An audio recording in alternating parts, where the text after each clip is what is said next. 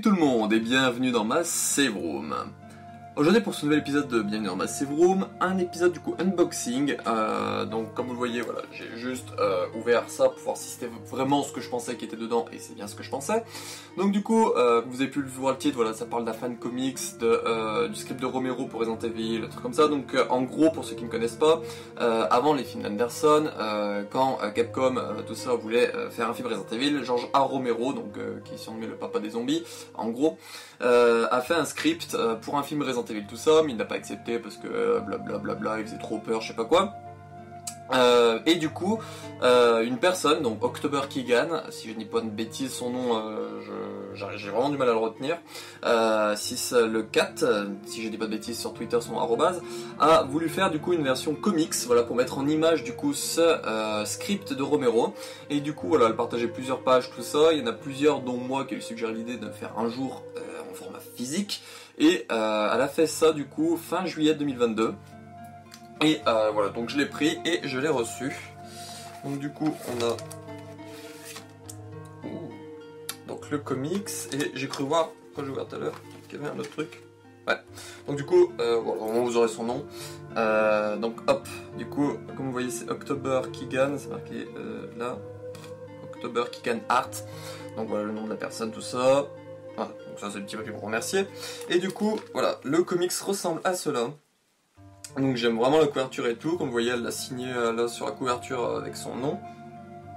Et comme vous voyez encore une fois, George A. Romero, voilà. Et du coup c'est bien marqué que c'est un non officiel et du coup pas autorisé, adaptation. Voilà, que c'est bien, là aussi c'est marqué, ouais. Que c'était pas affilié par Capcom et George Romero non plus. Voilà, si je vous montre pas, voilà. Donc du coup on va l'ouvrir. Je suis désolé, je fais ça de bon matin. J'ai été réveillé par le facteur. Donc du coup, voilà, la couverture du coup sans le plastique autour, ce que ça donne. Donc j'aime vraiment le design avec du coup l'effet où voilà, il y a le code barre, comme si c'était vendu en magasin et tout, l'éditeur, le prix, bon c'est pas ce prix là. Voilà, la quatrième de couverture du coup c'est un zombie. Voilà, un zombie.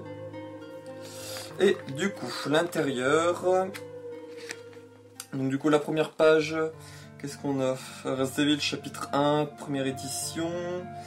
Merci pour votre achat de Fifth Edition. Voilà, donc en gros on nous remercie. Ah, j'ai le numéro 45 sur 100. Donc voilà, je vous disais qu'il y en avait 100. Donc voilà, moi j'ai le 45 sur 100. Tac. Et du coup, voilà, elle a voulu faire un peu comme dans les jeux, donc du coup, attention, ce jeu contient, du coup, là ici, ce comic, contient des scènes de violence et de gore. Et du coup, voilà, j'aime vraiment son style de dessin et tout, donc c'est pour ça que je suis très content d'y avoir un en format physique. Donc voilà, quoi, ça ressemble vite fait. Voilà, je vais vous montrer quelques pages. Donc voilà, c'est vraiment basé du coup sur le script de Romero pour du coup faire des dessins, tout ça. Donc il y a même une scène de ship entre Chris et Claire, Chris et Jill, Chris et Claire moi. Donc voilà, alors ça doit être Wesker potentiellement. Je sais pas si c'est Wesker. Mais le truc Stars et tout, les lunettes et tout, ça serait possible que ce soit Wesker. Donc voilà, donc Jill habillée.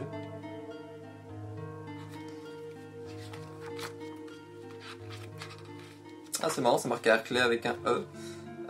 Dans certains documents Resident Evil, je crois autour du premier, il mettait Hartley avec un E dans certains documents, dans mes souvenirs. Et du coup, je dis dans mes souvenirs alors que je les ai fait sur la chaîne secondaire il y a pas longtemps. Et voilà, donc c'est sûrement une faute que faisait du coup Romero dans son script, et du coup qu'elle a sûrement laissé tel quel, du coup pour vraiment montrer ce côté-là voulu pour respecter le script de base. Donc voilà. Je vous montre pas tout parce que le but c'est pas tout de vous montrer. Voilà, vous pouvez retrouver toutes ces pages, vous pouvez les retrouver du coup sur son Instagram, sur son, je sais pas si Instagram elle les partage, mais sur son Patreon, sur son Twitter, ça c'est sûr. Donc voilà, j'aime vraiment ce plan avec le manoir et puis le béret de Jill devant. Donc là, à continuer.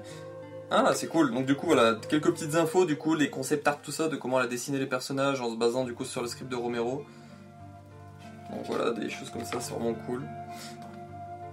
Script versus comic, donc voilà, elle explique, là elle doit expliquer du coup comment elle a fait, en gros en se basant sur des parties du script, ce qu'elle a gardé du coup pour faire le comic, voilà certaines planches, tout cela, je trouve ça vraiment super cool. Elle a rajouté des nouvelles scènes, donc voilà, il y a un peu aussi de choses qu'elle a rajoutées de son côté. Là voilà, elle tease un peu une issue 2, donc un volume 2 en quelque sorte. Et ça c'est quoi? Bah là du coup elle remercie tous ceux qui ont acheté et du coup ceux qui la supportent sur Patreon. Ah bah je suis nommé. Voilà, bah, je suis nommé là. Il y a qui d'autre? Umbrella Corporation France, ah c'est cool. Mick Machin, Shina, donc Shina si vous connaissez pas c'est une cosplayeuse qui fait beaucoup de Claire Redfield. C'est super classe ces cosplays. Le nerd, si il connaît ça, c'est les... Je regarde un peu si je connais d'autres noms là, mais là pour le moment... Psygnac. Psygnac, ça me dit quelque chose. Oui, Psygnac, oui, je vois qui c'est. Écrit ici, nanana. Happy, nanana, Max Montagna, Valentine, China, Sophie Hitchcock. Psygnac, encore cité. Oh bah moi, encore cité. J'ai cité 2 fois. Silex, Enea, Le Castanes, Dimea... Ouais, les autres noms ils me disent rien du tout. Et voilà, et du coup bah, comme vous voyez, comme je vous le disais, elle a mis en lien du coup si on veut la rejoindre sur Patreon ou sur Twitter. Donc voilà, les 2 liens où du coup vous pourrez retrouver les planches. Donc si j'ai pas de bêtises, ceux qui la follow sur Patreon du coup avec de l'argent, ils ont du coup les nouvelles planches le lundi. Et elle les rend publiques le jeudi. Donc voilà, donc par exemple moi qui a la follow sur Patreon du coup j'ai les planches moi du coup le lundi et elle du coup elle les met publiques le jeudi. Et du coup bah, elle les met publiques à la fois sur son Patreon et sur son Twitter que voici.